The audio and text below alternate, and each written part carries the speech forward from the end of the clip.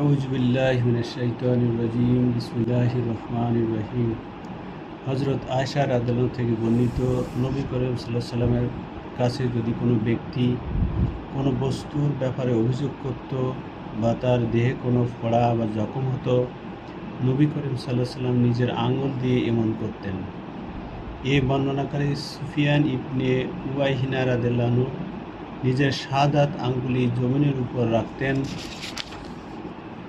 তারপর তাকে উঠালেন এবং বললেন,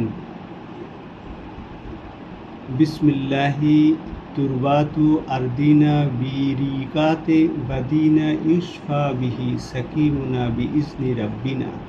অর্থাৎ, আল্লাহর নামে আরম্ভ করছি, আমাদের পৃথিবীর মৃত্তিকা আমাদের অনেক ব্যক্তির মুখ মিশ্রিত লালা মিশ্রিত, আমাদের রুগ্ন ব্যক্তি মুক্তি লাভ করুক আমাদের রবের নির্দেশে।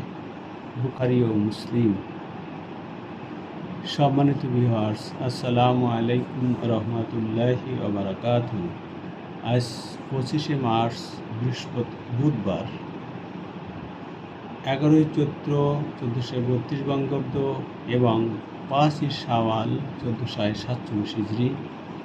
আমি আপনাদের সামনে 902 নম্বর হাদিসটি পাঠ করে শুনিয়েছি।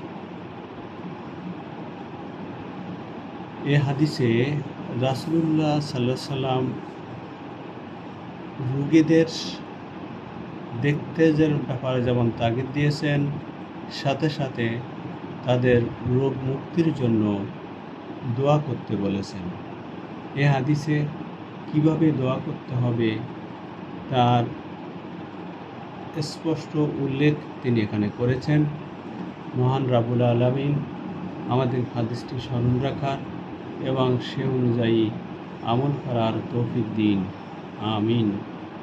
চ্যানেলটি ভালো লাগলে সাবস্ক্রাইব করুন প্লিজ। ধন্যবাদ।